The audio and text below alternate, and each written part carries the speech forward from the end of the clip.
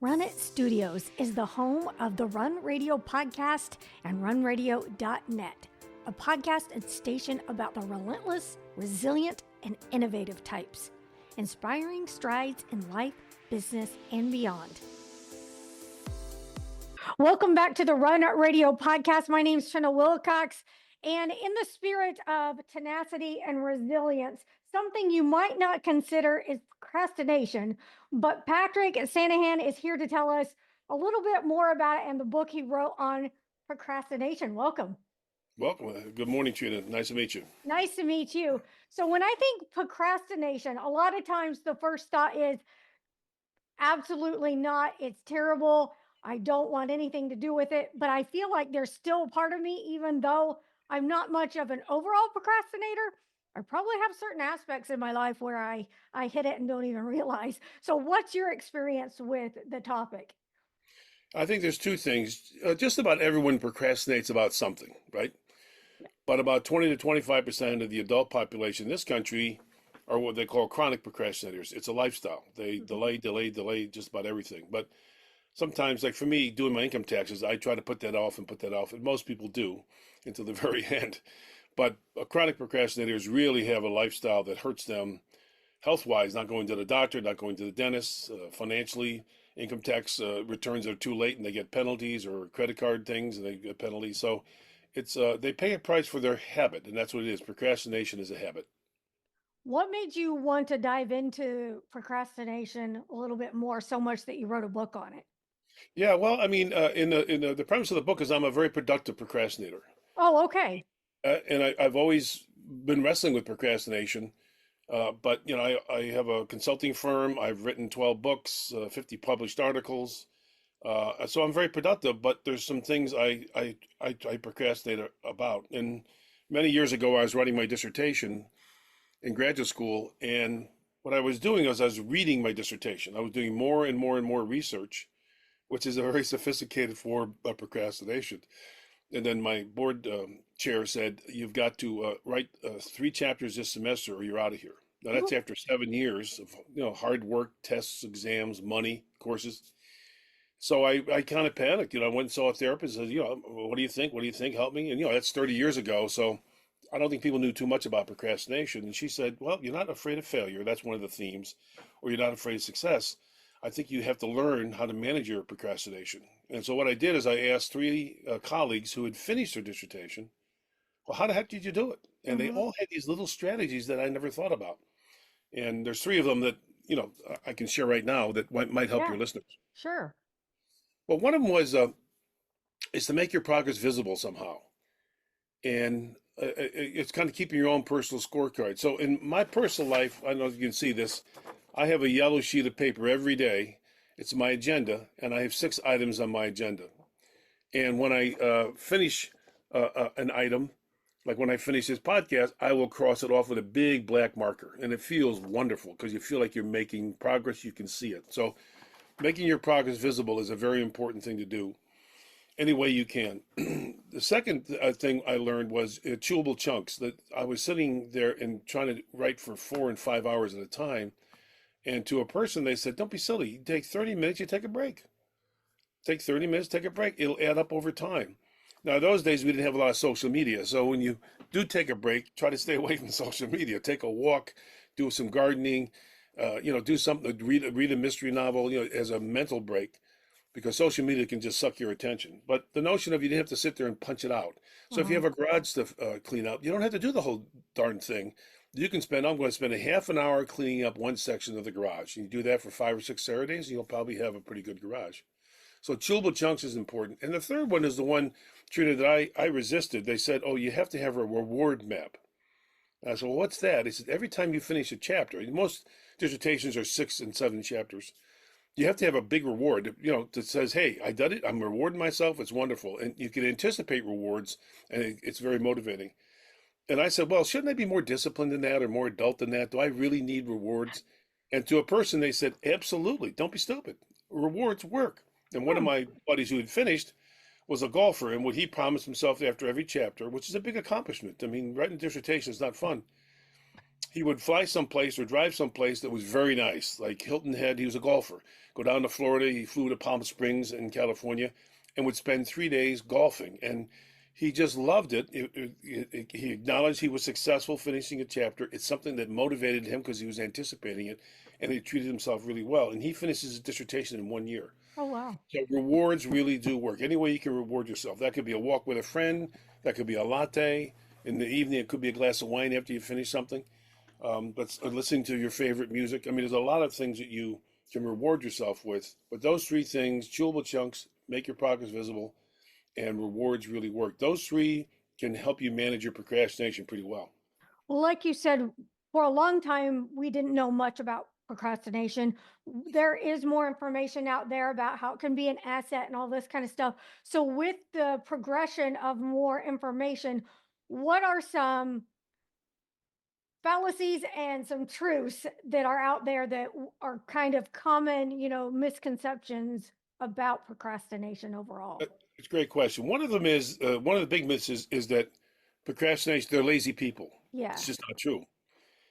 Lazy people have no anxiety and stress about being lazy. I got one of my best friends, Michael, is a very talented guy.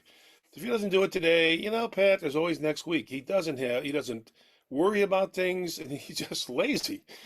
And he could be much more successful, but he chooses to have a certain lifestyle, and he does it when he does it. Procrastinators feel guilt, they feel shame, they feel anxiety. And the problem with procrastination, it's like a shadow over your shoulder. You're doing something that may be fun with your kids, or you're having a birthday party, or having a meal with friends. In the back of your mind, you say, uh-oh, that proposal has to get done. That proposal has to get done. So one of the myths is that they're lazy. It's not true. Most procrastinators are pretty productive people. The second myth is this notion around motivation. And there's a guy named Baumeister who wrote a book called Motivation. He's one of the giants in the field. And he said, people think that we have tons and tons of motivation. He said, we don't. We have small amounts of motivation.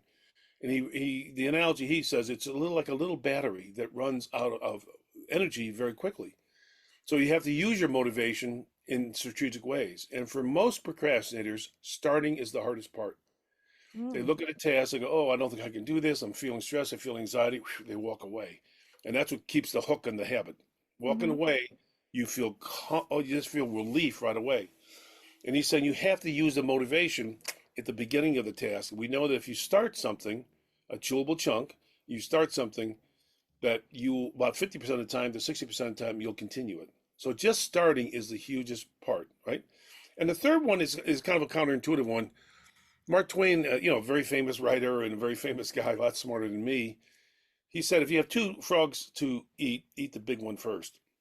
And that will never, never work for a procrastinator because they'll get overwhelmed with it. They won't know how to do it. But they might have a chance to eat the small frog or the small task first by chewable chunks. Make it a social activity. You don't want to exercise, you exercise with a friend. You play music while you're doing your laundry, which is, a mind-numbing task. But you listen to music or you're watching a TV show. But get the small task done. Now you've got some confidence that you've accomplished something and you have some strategies you can apply to the bigger task. So I think it's a little bit of a misdirection for procrastinators to think they're going to tackle the big one first.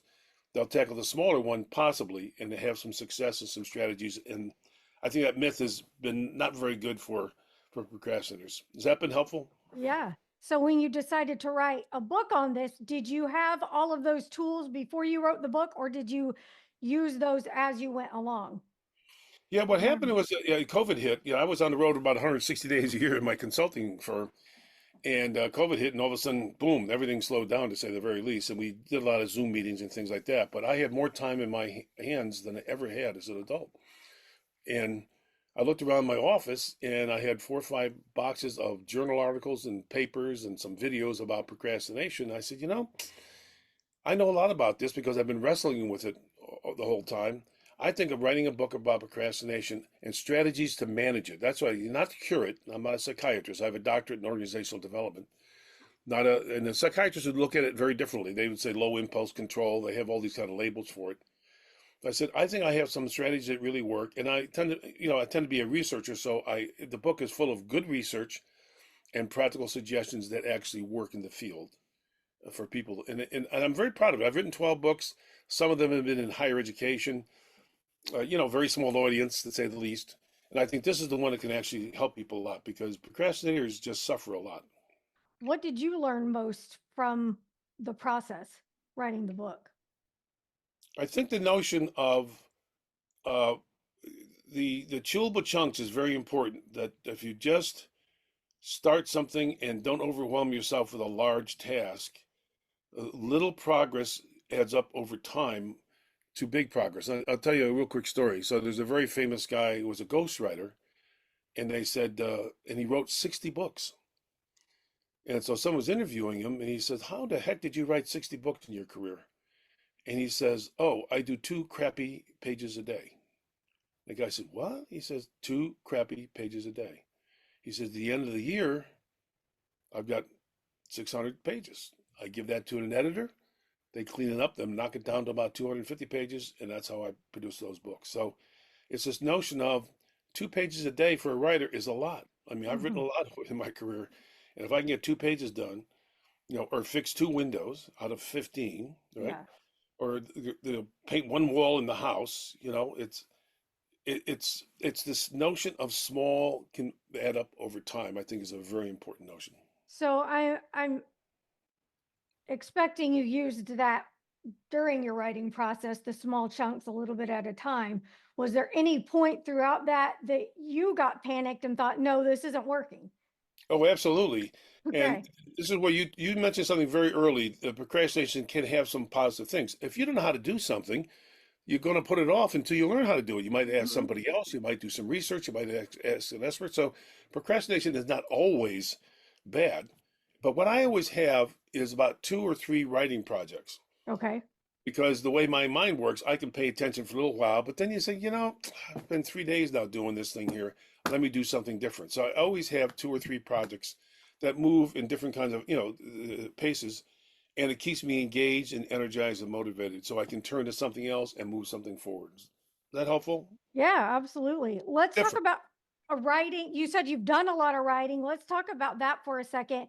Have you went the traditional route every time? Did you do self-publishing, hybrid? What did you do when it came time to get it out there for people to read? Yeah, I've been published by legitimate publishing houses. McGraw-Hill's published my work. The American Council of Education has published my work. HRD Press has published my work. But in the last 3 or 4 years since COVID, I've done some self-publishing, and you get it done a lot quicker. I Hmm. mean, a lot of times in my field, you can finish the book, and it takes a year and a half to get it out there in the public. So the self-publishing thing, you can turn around a lot quicker. But one of the things I have found is the writing part, and kind of putting it together, and you can hire different consultants to format it and give you a cover. All that stuff is there's a lot of moving pieces, but I don't do it myself. I figure I'm there to write. We pay Right. someone to edit it. We pay somebody else to do a cover. I don't have any artistic ability. So just making sure you can delegate to others. You don't have to do everything yourself, I think is a really important notion.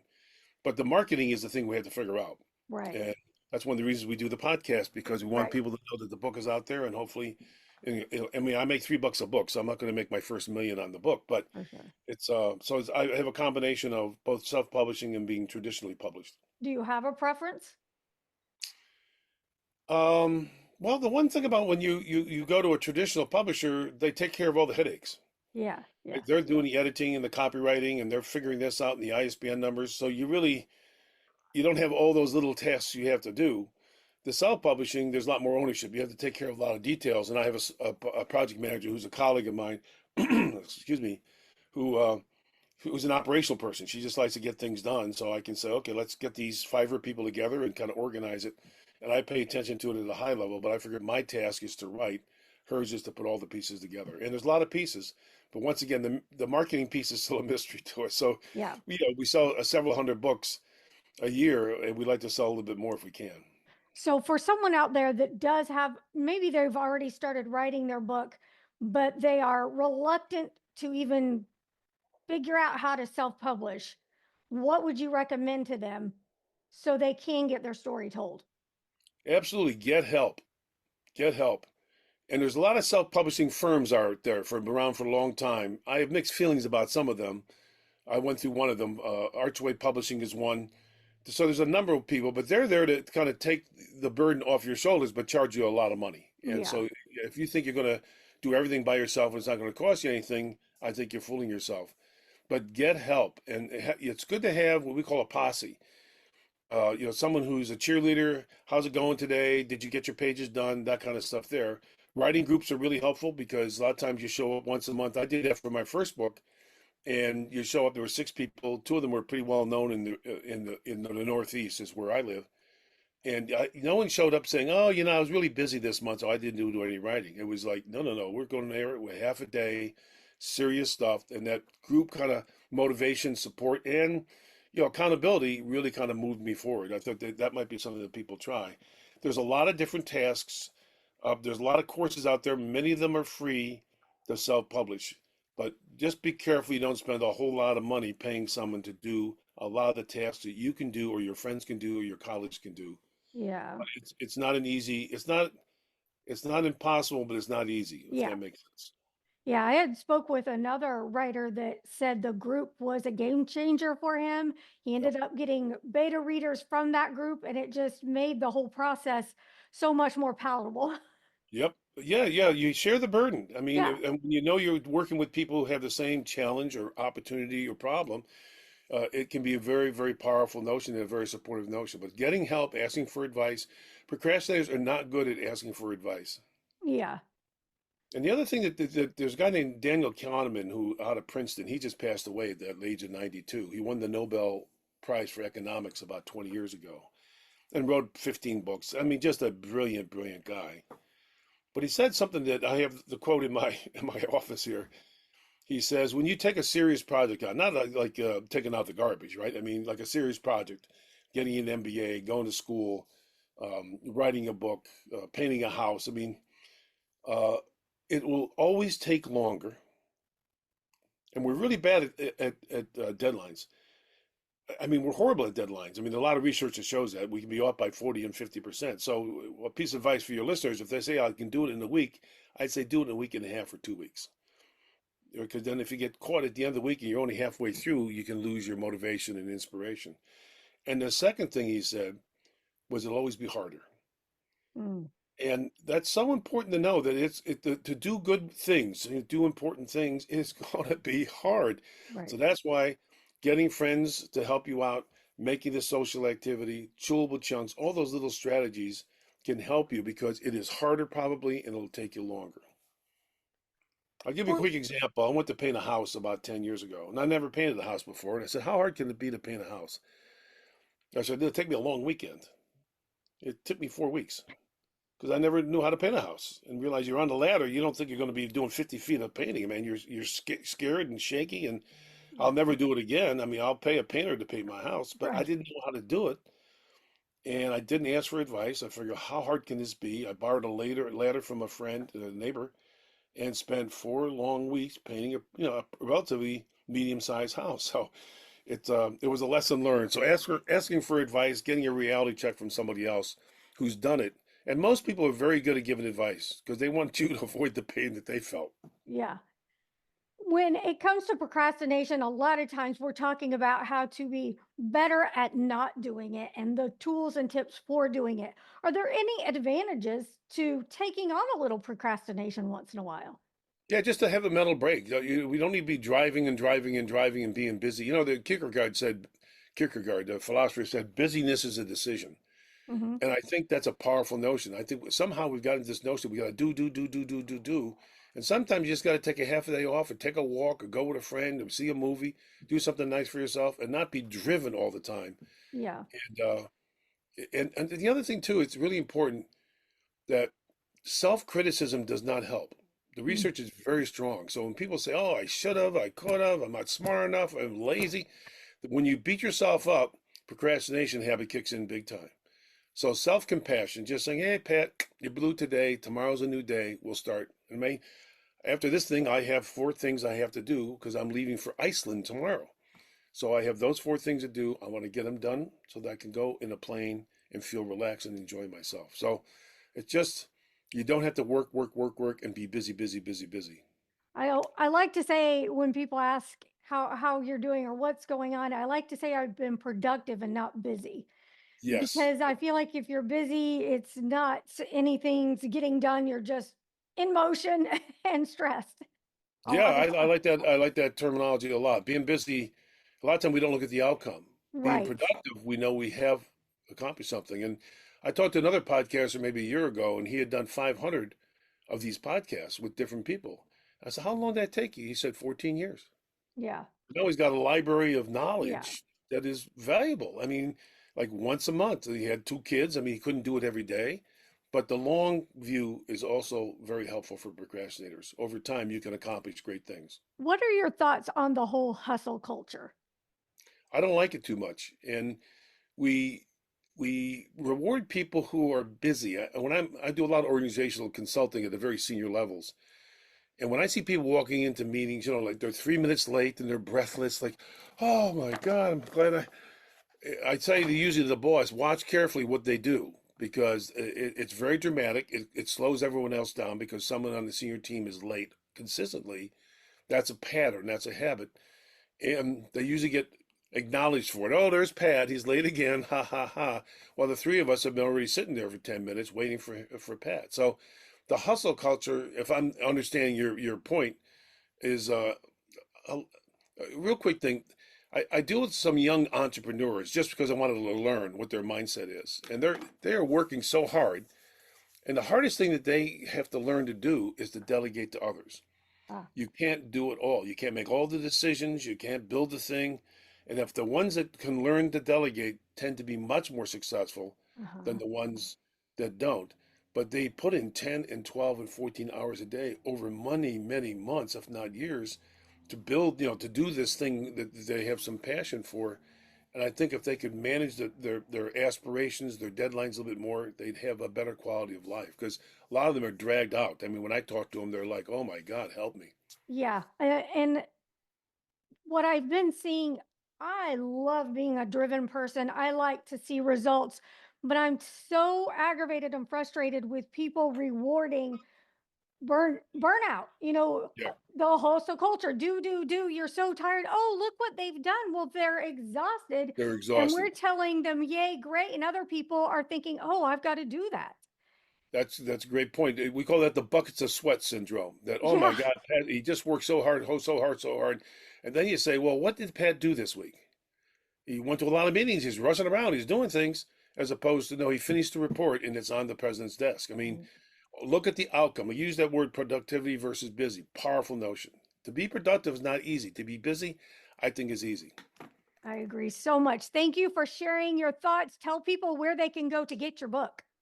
Yeah, the book is called How to Be a Better Procrastinator, and it's on Amazon Books. I mean, it's right there. There's a Kindle version that's like $5, and then there's a paperback that I think is 11.99 or something like that. But it's Amazon Books, How to Be a Better Procrastinator. And you're looking for Patrick Sanaghan, but there is a G in there. So if Right, that's what that's the right. one. That's the one. All right. Thank you so much. Come back when you have more to share. I'd love to talk to you again. Absolutely. Thank you very much, Trina. Have a good day. Thank you. Be sure you follow along on all platforms by linking over from runradio.net.